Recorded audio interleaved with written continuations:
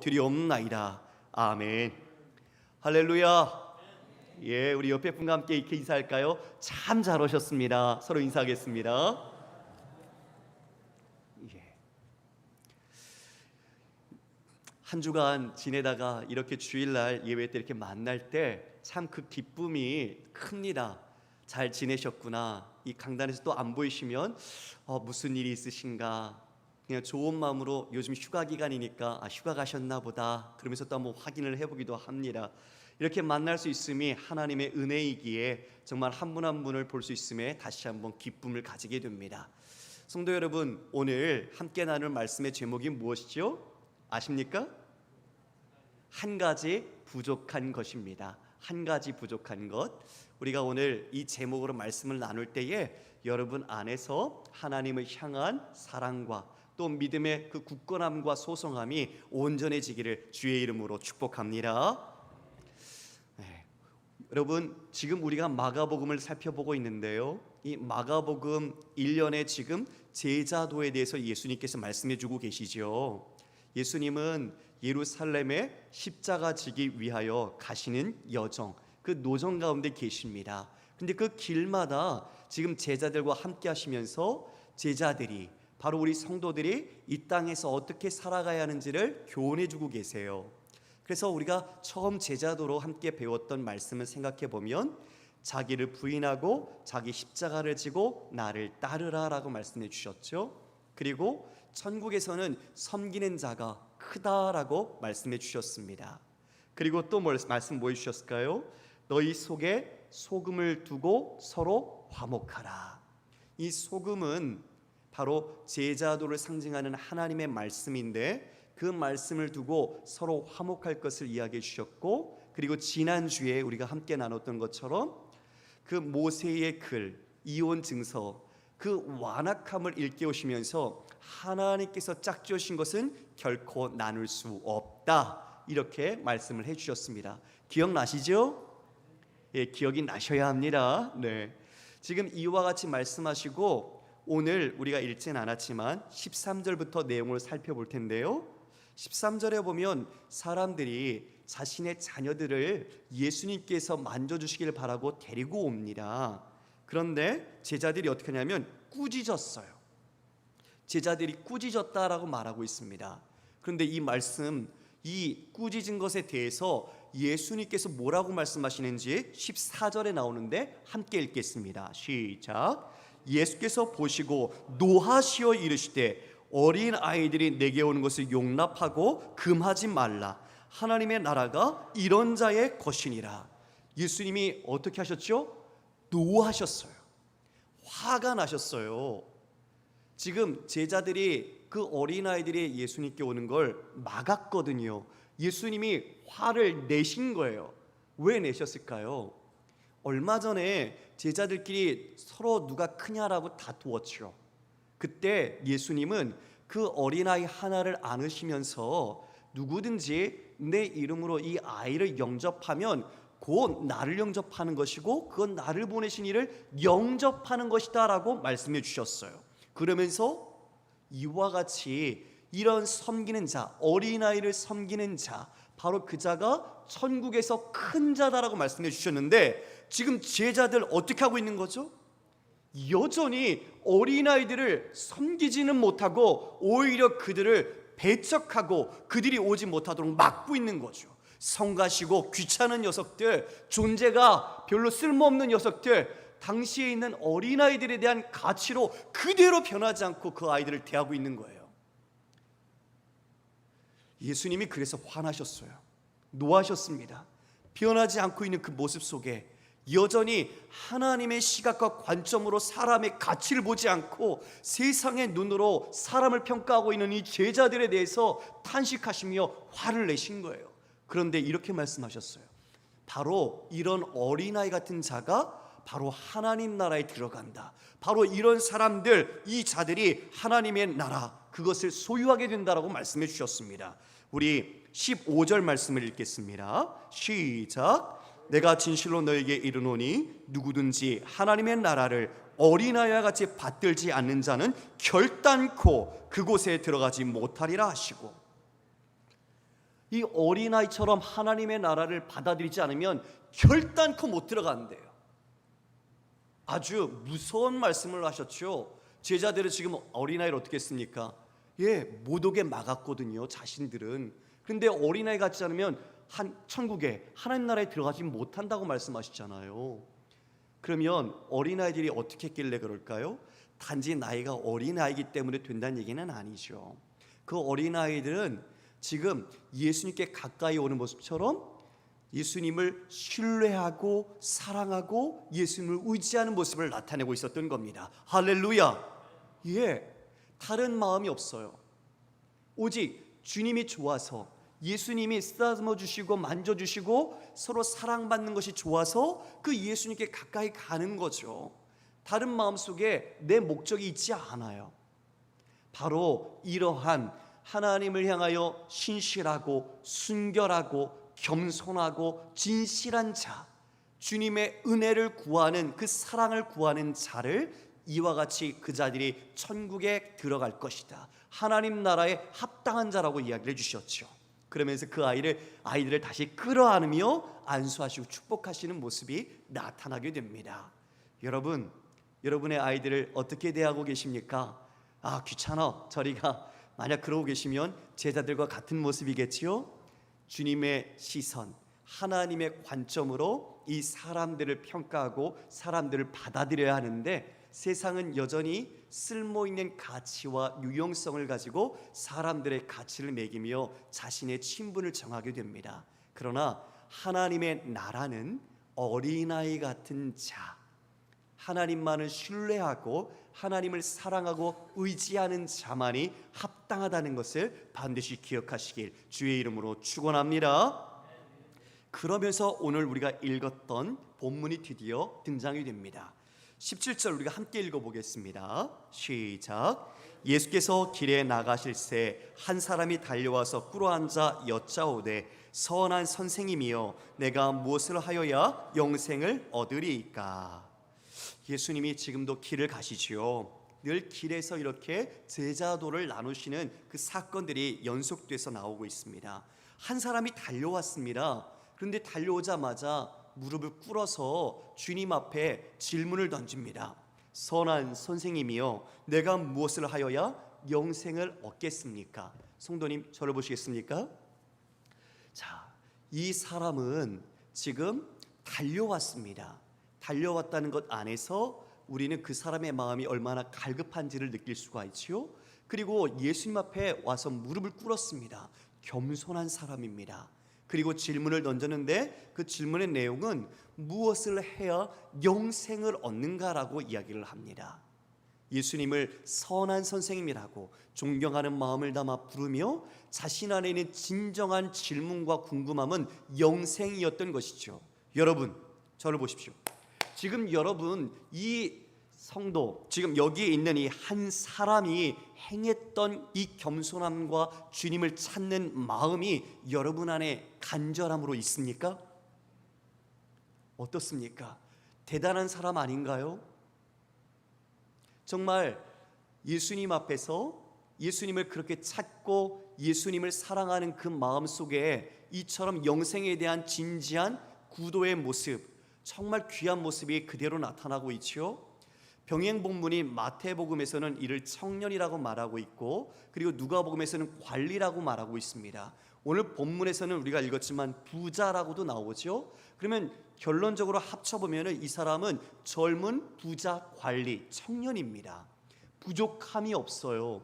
이미 모든 것을 어쩌면 안정적인 생활을 할 수 있는 부와 지위와 명예를 다 가지고 있는 청년입니다. 그런데 이 청년의 마음속에 있는 진정한 궁금이 바로 영생이었다는 거예요. 얼마나 귀합니까?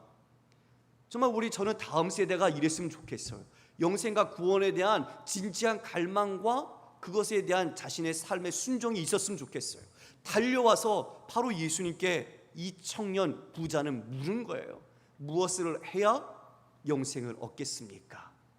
그런데 예수님 그 질문에 이렇게 말씀하십니다. 내가 어찌하여 나를 선하다 일컫느냐? 하나님 한 분 외에는 선한 이가 없느니라.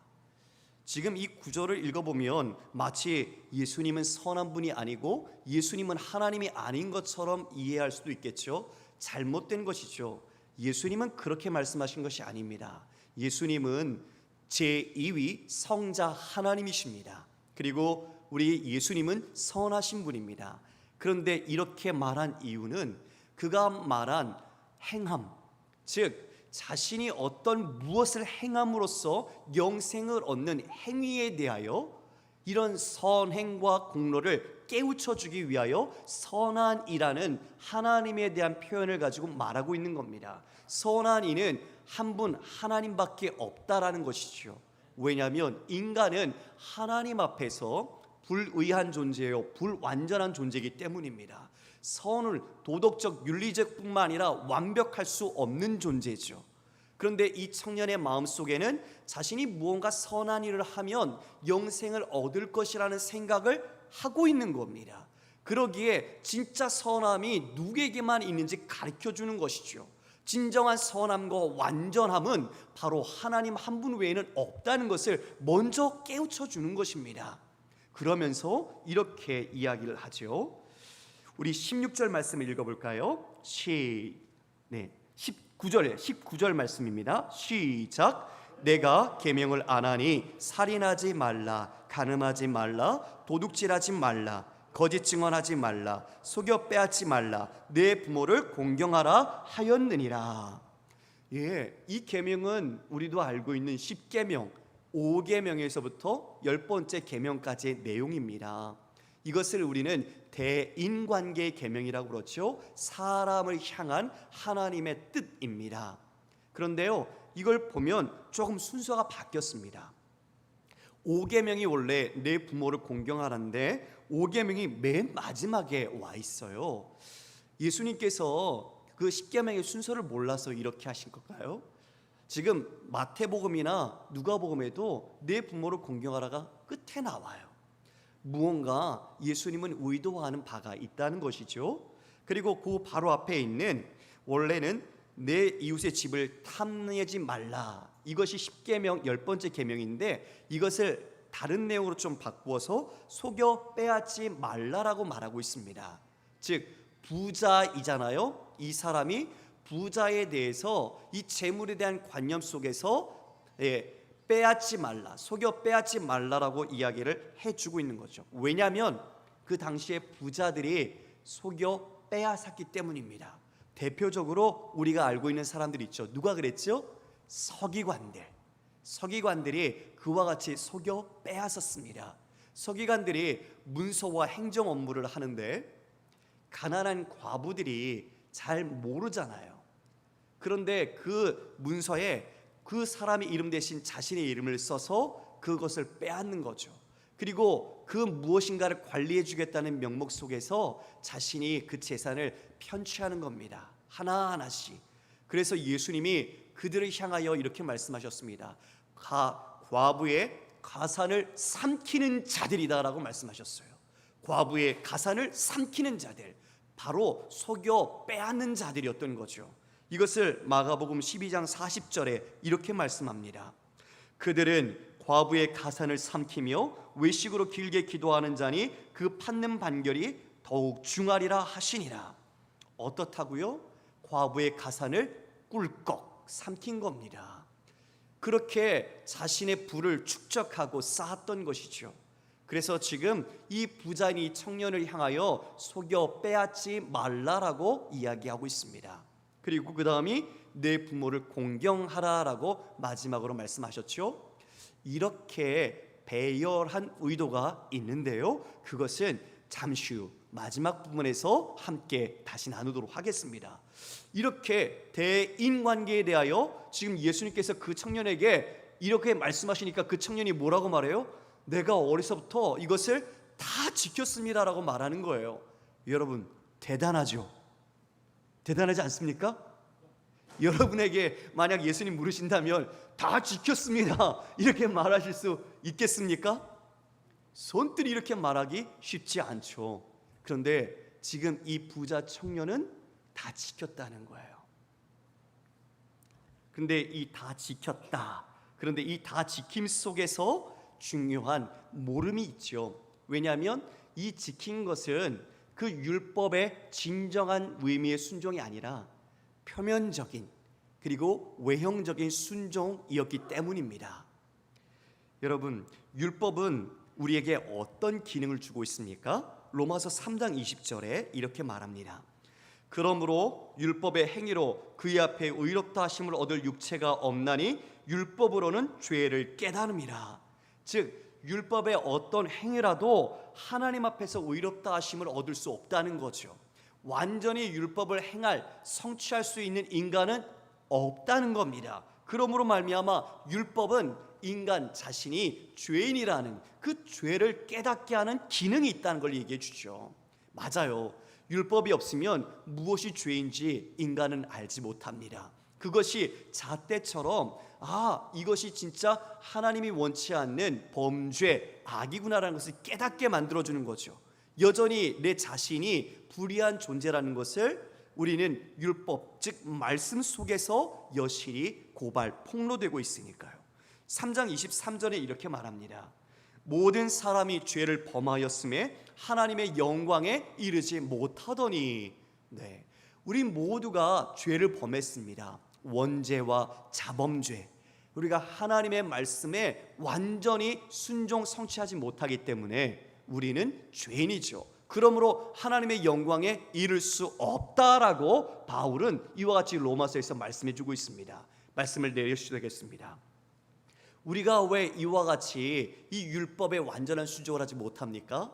우리는 타락을 했고 우리는 범죄에서 부패한 인간이 되었기 때문입니다. 그런데 지금 이 청년은 이 모든 계명을 다 지켰다라고 예수님께 당당하게 이야기를 한 거죠. 그런데 예수님이 이제 그를 가르치기 위해서 한 가지 말씀을 더 해주십니다. 우리가 21절을 함께 읽겠습니다. 예수께서 그를 보시고 사랑하사 이르시되 내게 아직도 한 가지 부족한 것이 있으니 가서 내게 있는 것을 다 팔아 가난한 자들에게 주라. 그리하면 하늘에서 보화가 내게 있으리라. 그리고 와서 나를 따르라 하시니. 예수님께서 그 부자 청년을 보고 사랑하사라고 말씀하고 있어요. 그 청년이 바리새인이나 서기관처럼 예수님을 시험하는 의도가 아니에요. 진짜 영생에 대하여 그 진리에 대하여 궁금했던 거죠. 그래서 예수님은 그의 그 마음을 대견해 하시고 사랑하시면서 말씀을 하십니다. 한 가지 부족한 것이 있다. 근데 그 한 가지가 내가 가지고 있는 그 재물을 다 팔아서 가난한 자들에게 나눠주라는 거죠. 그러면 하늘에서 내게 보화가 있고 그 다음에 네가 나를 와서 따르라라고 말씀해 주셨어요.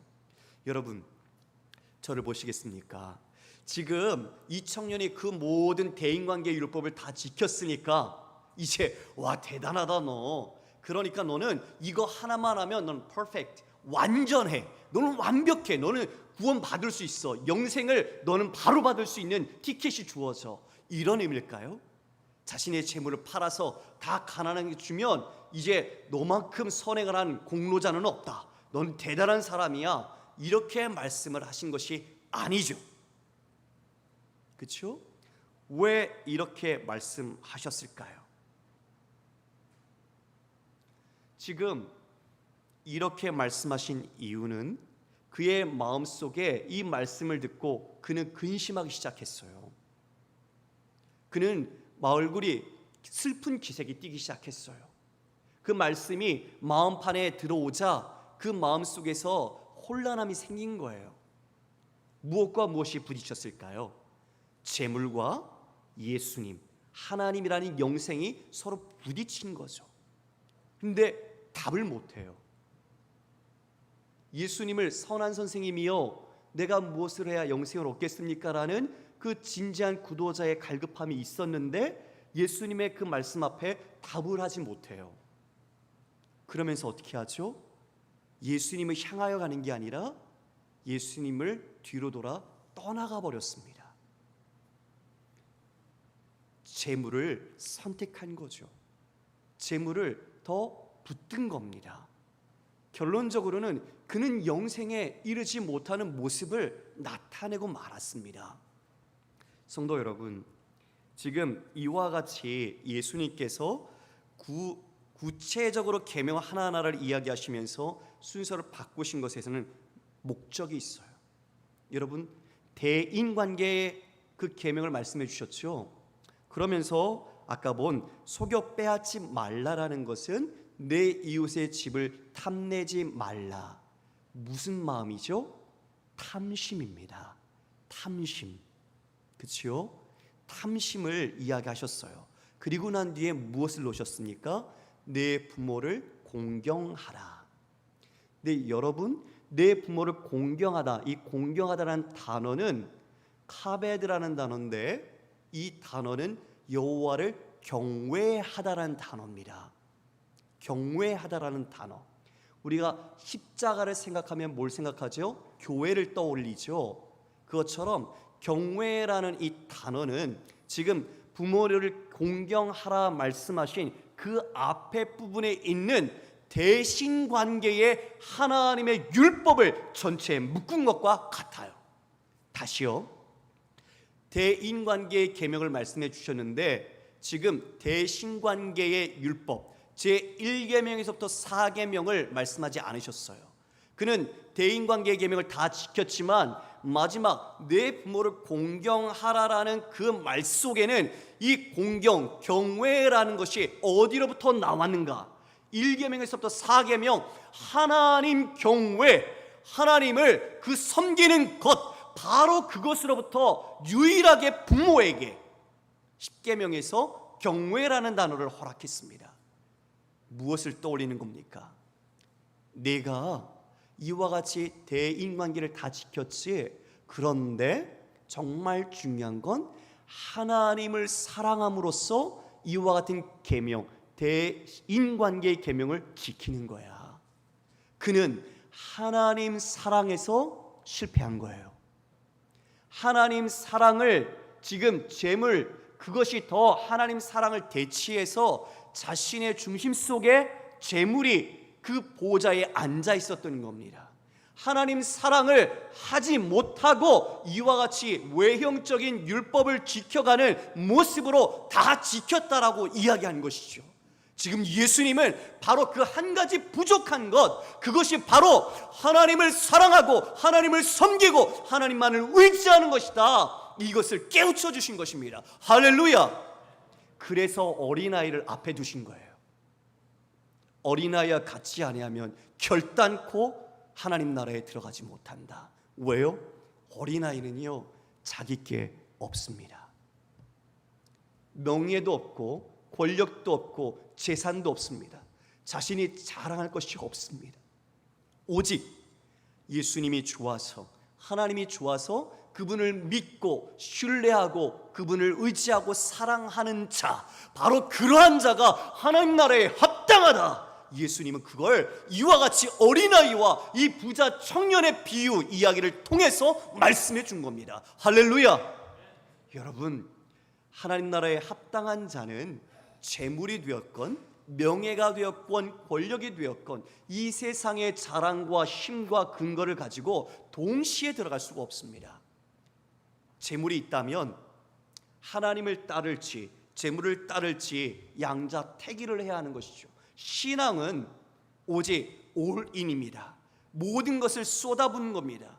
하나님을 전부를 100% 사랑하는 겁니다. 99.99%가 아니라 하나님을 100% 사랑하는 것이 온전한 사랑, 하나님을 향한 전심의 마음인 것이죠. 바로 예수님은 그 청년에게 그것을 일깨워 주셨습니다. 그 청년은 그 말씀을 받았지만, 영생에 대해서 진지한 마음이 있었지만 결국은 재물을 택하며 예수님을 떠나가고 말았어요.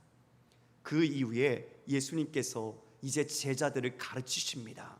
뭐라고 말씀하십니까? 말씀 함께 읽어볼까요? 우리 23절입니다. 시작. 예수께서 둘러보시고 제자들에게 이르시되 재물이 있는 자는 하나님의 나라에 들어가기가 심히 어렵도다. 재물이 있는 자, 부자죠. 그런 자는 하나님 나라에 들어가기가 심히 어렵다라고 말씀하세요.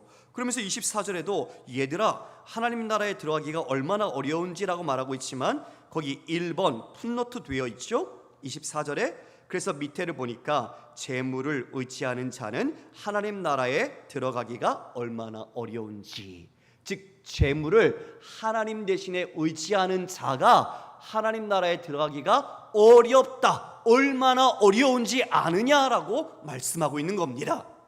그러면서 이렇게 비유를 이야기해 주셨어요. 25절 함께 읽겠습니다. 시작. 낙타가 바늘기로 나가는 것이 부자가 하나님의 나라에 들어가는 것보다 쉬우니라 하시니.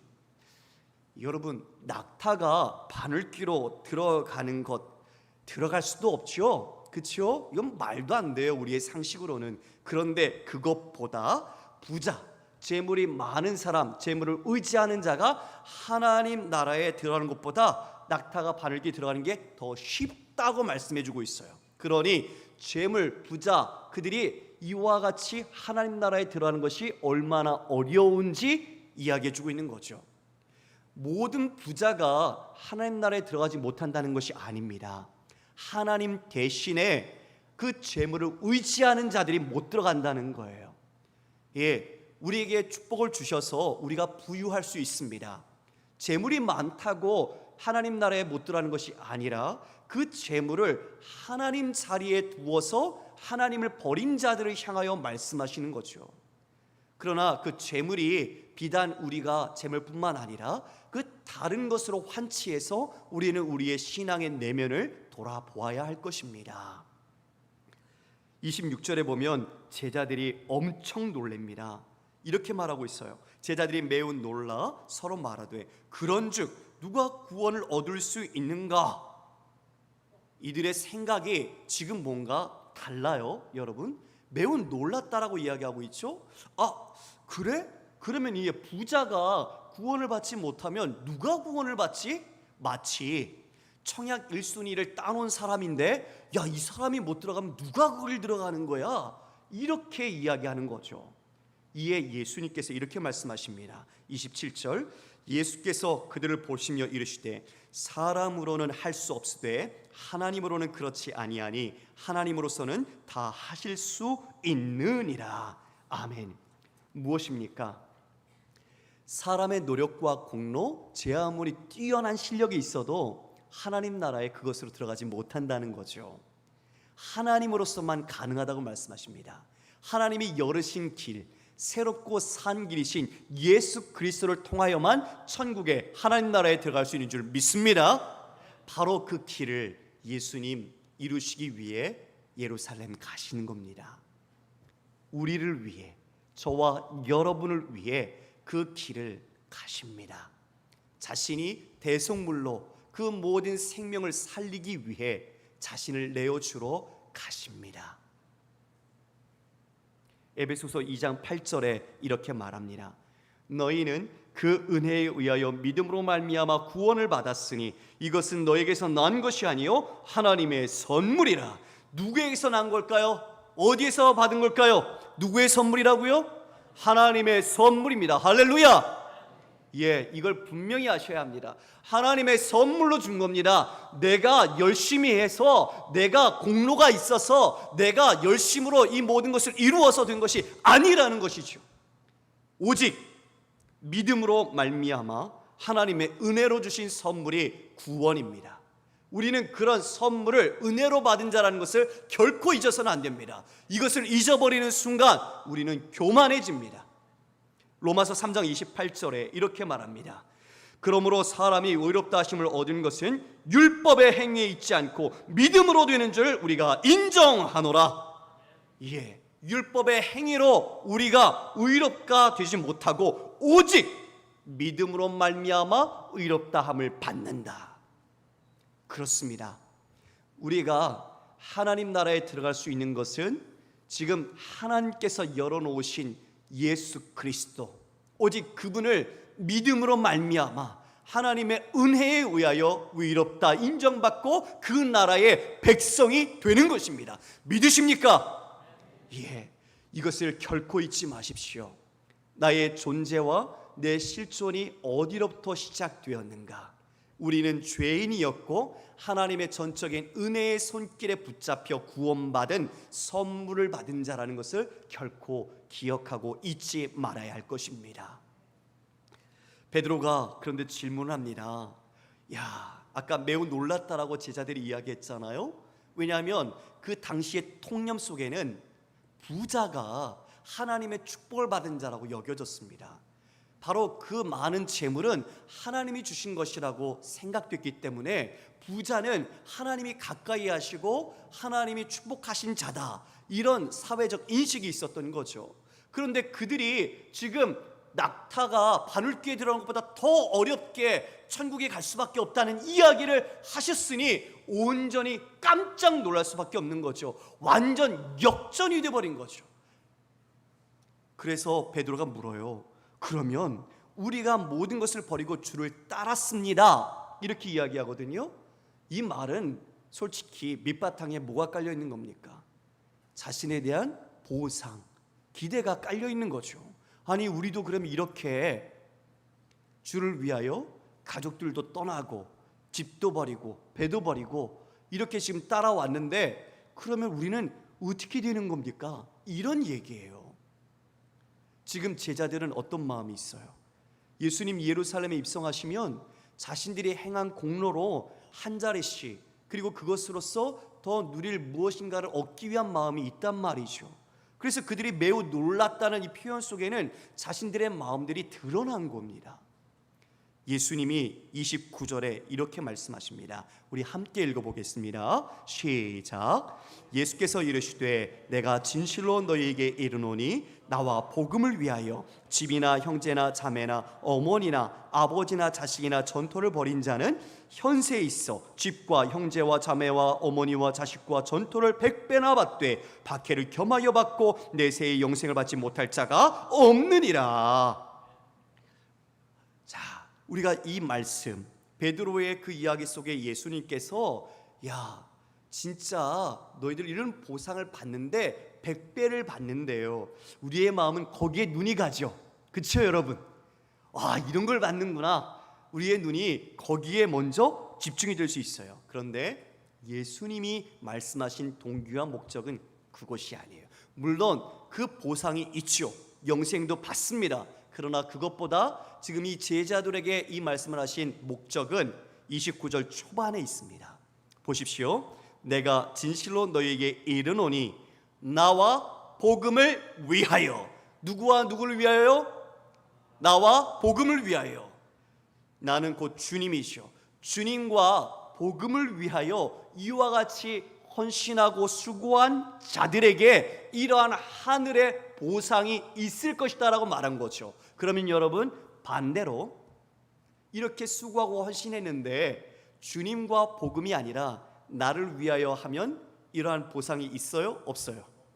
없습니다. 이 얘기를 하시는 거예요. 부자 청년도 하나님을 섬기는 것처럼 다 지켰다고 했지요. 그런데 그 섬김 속에서 재물은 자기를 위한 거였어요. 하나님을 위한 게 아니었어요. 하나님께서 재물을 주시고 은사를 주신 것은 생명을 살리라고 주시는 것인데 그것을 자신의 것으로 생각한 거죠. 그래서 그는 거기서 넘어진 겁니다. 지금 예수님께서 이와 같이 제자들이 갖고 있는 그런 생각을 완전히 깨우치기 위하여 이와 같이 그 헌신과 노력의 목적이 어디에 있어야 하는가? 주님과 복음을 위하여 있을 때 이러한 하나님의 나라, 이러한 축복, 이러한 보상, 이러한 영생이 너에게 있을 것이다, 이것을 말씀해 준 겁니다. 할렐루야. 여러분, 우리가 나침판 그것이 정확하게 북과 남을 맞추듯 여러분이 여러분의 신앙의 좌표를 여러분 확실하게 주님과 복음을 위하여 맞추십시오.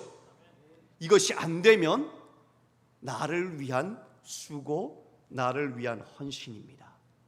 주님은 그러한 사람을 나중에 만나실 때 나는 너를 모른다 이러실 겁니다. 진정한 우리의 삶의 방향과 목적, 우리의 신앙이 어디를 향해야 하는지 이 예수님의 말씀 속에서 우리는 분명하게 마음속 깊이 새겨야 할 것입니다. 그러면서 이렇게 말씀해 주세요. 31절 같이 읽겠습니다. 시작. 그러나 먼저 된 자로서 나중되고 나중된 자로서 먼저 될 자가 많으니라. 엄청 충격적인 이야기죠.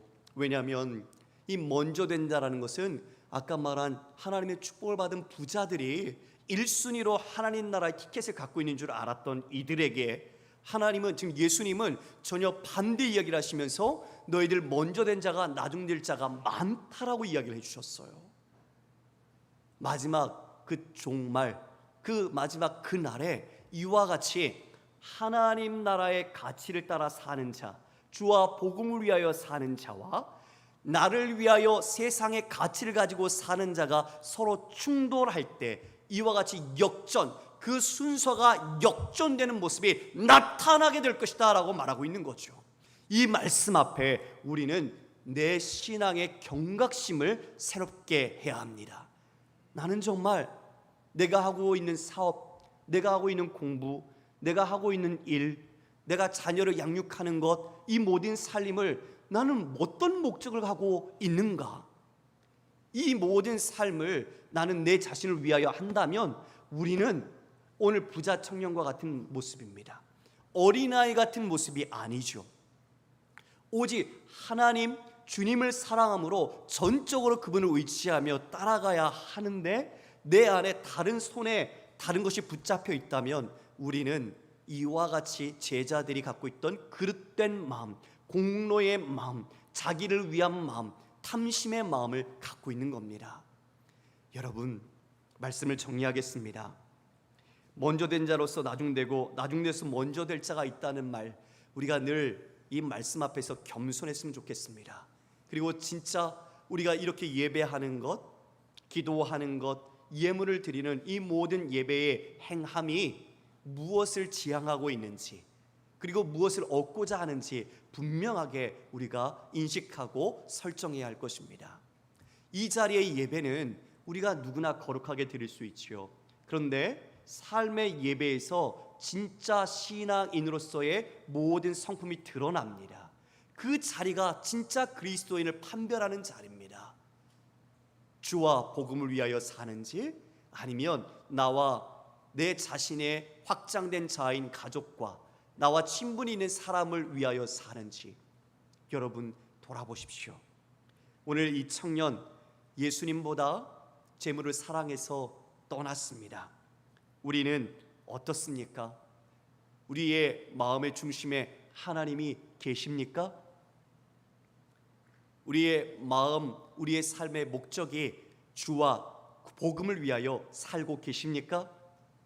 오늘 한 가지 부족한 것이 있다라고 말씀하신 것은 뭔가 윤리적이고 도덕적인 실천을 말씀하신 것이 아니라 우리 안에 바로 하나님이 그 첫 번째인 하나님 사랑으로부터 우리의 이웃 사랑으로 나가야 하는 그 모든 것에 반하고 있는 것, 여러분 안에 질문했을 때 내가 하나님보다 더 사랑하고 붙잡고 있는 그것, 바로 주님께서 이 자리에서 여러분에게 그것이 부족하다라고 말씀하고 있는 것입니다. 여러분, 오늘 그것을 우리는 깨닫길 원합니다. 우리는 그와 같은 것을, 탐심을, 아니면 내 부족함을 우리의 의지와 실천으로 일순간 바꿀 수가 없어요.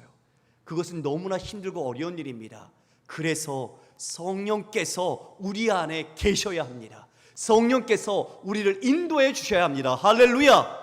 우리의 도덕적이고 윤리적인 실천으로는 결단코 이것을 바꿀 수가 없어요. 우리는 그러한 의지와 능력이 없는 자라는 것입니다. 그러므로 성령께서 우리 안에 들어오셔서 하나님의 선함, 하나님의 완전함, 하나님의 뜻을 깨닫게 하셔서 우리를 붙들어 가실 때 우리는 진정 하나님의 말씀을 향하여 변화된 모습으로 실천, 순종할 수 있는 것입니다. 이러한 하나님의 인도하심, 하나님의 은혜, 그리고 성령의 충만함으로 주와 복음을 위하여 아낌없이 이 땅에서 나그네로 살아가시는 사랑하는 성도님 되시기를 주의 이름으로 축원합니다. 다 같이 일어나서 찬양하겠습니다. 나를 지으신 이가 하나님, 우리에게 주신 그 모든 것은 하나님의 은혜였습니다. 우리의 마지막 호흡도 하나님을 향하여